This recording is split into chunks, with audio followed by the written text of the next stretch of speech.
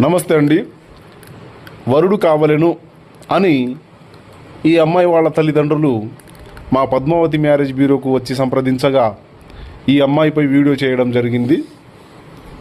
ఈ అమ్మాయి పేరు సంధ్యారాణి, వయసు 26 సంవత్సరాలు, సొంతంగా జాబ్ చేస్తుంది కాబట్టి ఇప్పటిదాకా పెళ్లి చేసుకోలేదు. మంచి కుర్రాడు దొరికితే పెళ్లి చేసుకుంటా అనే ఉద్దేశంతో ఈ అమ్మాయి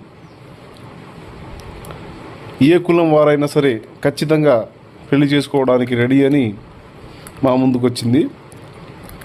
మీకు ఏవైనా సందేహాలుంటే స్క్రీన్పై ఉన్న నంబర్ని సంప్రదించండి. పద్మావతి మ్యారేజ్ బ్యూరో వాళ్ళ నంబర్ అది. ఖచ్చితంగా మీ సందేహాలను తీర్చగలము.